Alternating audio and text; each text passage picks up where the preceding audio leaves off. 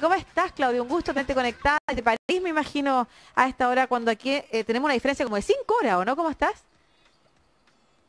Hola, te estaba escuchando. Sí, tenemos una diferencia ahora de horas, cambiaron la hora justo el fin de semana pasado.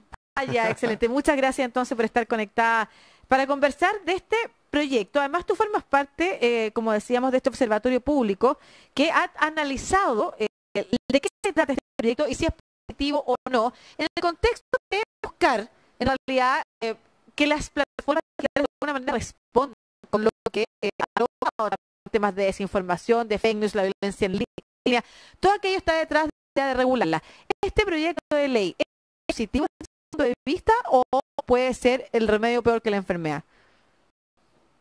Mira, lo primero que hay que mencionar es que es loable la intención de querer regular estos temas, porque como efectivamente menciona, hoy día nos afecta desde la parte económica, la democracia y la sociedad. Entonces, hay que resultar que es importante que estemos discutiendo esto.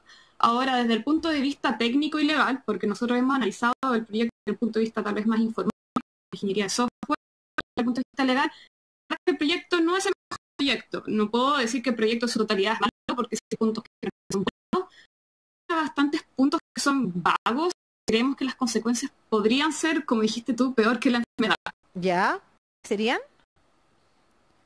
La verdad es que bastante. Tendríamos que ir como punto por punto, pero el más se resalta de los también ha sido la libertad de expresión, por lo cual tal vez no me voy a enfocar mucho ahí porque muchas otras organizaciones ya lo han mencionado, pero por ejemplo habla de tener un buen diseño, ¿cierto? O de tener un diseño de calidad. Bueno, ¿qué significa calidad? ¿Cómo vamos a medir el diseño? Con el código fuente vamos a buscar alguna métrica de algún estándar. Por otro lado, habla, por ejemplo, de la neutralidad en la red. ¿Quién define qué es un contenido neutral o no? Y hay un sinnúmero de artículos que son súper vagos, súper amplios. También hay otro que siempre uno menciona que es ¿qué hace la inteligencia artificial? Son dos nested ifs. Se va a hablar, por ejemplo, de la inteligencia artificial del paradigma lógico también o no. ¿Cómo se va a desactivar un programa? Demasiado amplios, demasiado vagos, ¿verdad? La regulación. Creemos que podría llegar a ser peor y merece muchísima discusión antes de ser aprobado. Eso se debe, claro, leía parte del informe que ustedes elaboraron y que señalaba que Chile es pionero en muchas de estas áreas, o por lo menos que estamos legislando en una cuestión pionera, sobre todo el tema de los derechos, ¿cómo se llaman los derechos? ¿Digitales? No, los neuroderechos. Exactamente, los neuroderechos. Entonces podríamos hasta pisarnos la cola o hacer una zancadilla nosotros mismos por no tener experiencias comparadas. ¿Qué le comentaría a los senadores que están discutiendo esto en el minuto? ¿Asesorarse mejor? ¿No darle tanta velocidad a este proyecto de ley? ¿Cuál sería la recomendación, Claudia? Yo creo que la recomendación sería tal vez avanzar en dos áreas que estamos como sociedad, que vendría a ser la ciberseguridad y los derechos de datos personales. El proyecto de ley de datos personales lleva varios años parado en el Congreso y la verdad es que es un poco contradictorio tal vez avanzar o innovar en áreas en estas áreas sin tener otras áreas más básicas aprobadas, ¿cierto? Entonces, sí, tal vez más que innovar es avanzar o tratar de caminar antes de correr. Es una discusión bastante compleja, sobre todo porque no sabemos muy bien si la tecnología efectivamente va a funcionar o no, cómo funciona. No es mi área de expertise, tampoco es tanto como para dar un comentario con autoridad. Pero sí me preocupa que estemos tal vez legislando y discutiendo sobre temas que están muy avanzados para nosotros como sociedad. Si todavía, por ejemplo, no tenemos una política de ciberseguridad clara a nivel de inteligencia artificial, de datos personales, estas muchas discusiones como sociedad antes de empezar a hablar tal vez de estas nuevas tecnologías que podrían llegar a ser, si esto no sabemos cómo funcionan, disruptivas. ¿Y por qué creo que se está legislando sobre este proyecto de reforma en vez de hacer por estas cosas básicas? ¿Cuánto hay de moda, de tendencia? Porque efectivamente ni siquiera en el mundo, como tú señalas, en el mundo está claro el escenario actual y hay algunas legislaciones que ya han avanzado en otras cosas que te parecen como anteriores.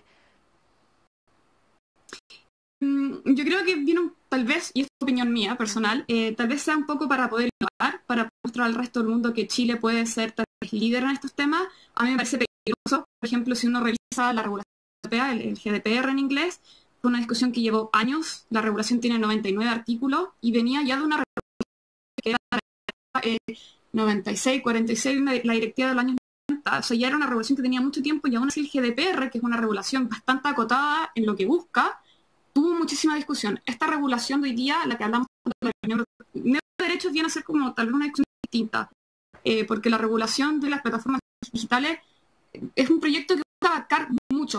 Busca abarcar temas, por ejemplo, de información falsa, de bulo, de fake news, de datos personales, de protección, de diseño. Entonces, la verdad es que abarca mucho y abarcar tanto poco preciso y algunas veces peca de ser peor.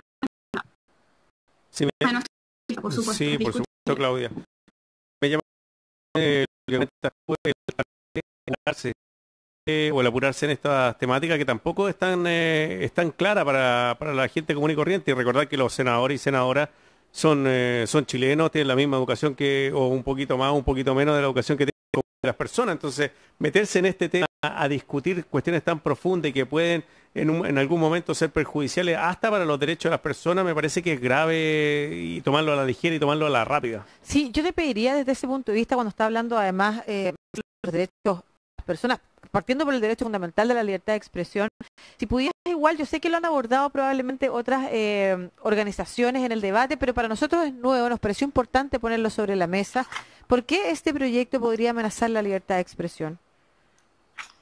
La verdad es que las Naciones Unidas y los organismos internacionales han mencionado que la libertad de expresión es una, en tanto sea en forma análoga o en forma digital. Y este proyecto viene a hacer una diferencia, o solamente entiende que podría llegar a ser una diferencia. Y después vienen otros artículos, tal vez no tan ligados a la libertad de expresión, pero sí otros artículos que tienen que es, por ejemplo, la neutralidad de contenidos. ¿Quién vendría a definir qué es la neutralidad de contenidos? ¿Qué es lo que está bien o está mal? Y también habla de que las organizaciones deben bajar estos contenidos, ¿cierto? O hacer algún tipo de nota o referencia a si este contenido es falso o no. Y desde un poco más tal vez desde la tecnología, no tanto desde el derecho, prefiero de verdad no dar una opinión desde el derecho.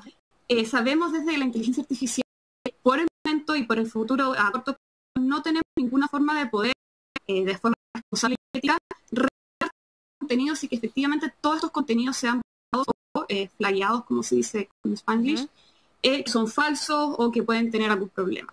Entonces, además, desde el punto de vista técnico, si les vamos a empezar a exigir a todas las plataformas que empiecen a regular los contenidos, la verdad es que de forma técnica no van. Por lo tanto, hay que empezar a contratar personas. Y eso viene a ser un ejército de personas que, como vemos, la experiencia pasa a ser casi esclavitud moderna. Hay un montón de problemas de salud mental, del pago, etcétera, y tampoco da la cantidad de gente para la cantidad de que se usa de las plataformas.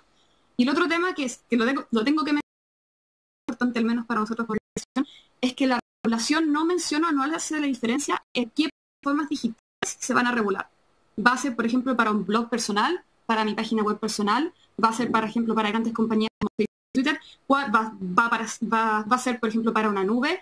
¿A qué plataformas más regular? Tampoco lo definen, y eso también se relaciona con el tema de la libertad de expresión. Porque si no va a incluir, por ejemplo, las páginas personales, claro, podrían empezar a discutir otros temas, pero si va a incluir las páginas personales, bueno, ya ahí se vuelve un tema un poquito más complicado. Es como el gran hermano, finalmente, lo que se está tratando de legislar, ¿o no? Sí, y además que se parece mucho a lo que está pasando, bueno, en momentos donde nos está impactando, porque está sucediendo, es paralelo, no tenemos el ejercicio de haber observado históricamente los resultados de algo como lo que pasa a partir de la reproducción de desinformación, de mala información a través de las plataformas digitales. Lo mismo a propósito de la discusión que hemos tenido estas últimas semanas harto de esto, o de, por ejemplo, el artículo que sanciona en la Convención Constitucional, en el Reglamento de Ética, la desinformación. Cosas bien intencionadas, pero que al tratar de darles una regulación que en el mundo no se ha podido definir, puede terminar causando más problemas de los que como un sensor que, como bien dice Claudia, no tiene cómo definir en realidad qué es neutral y o puede que el arbitrio de gobernantes de turno, de legisladores de turno, de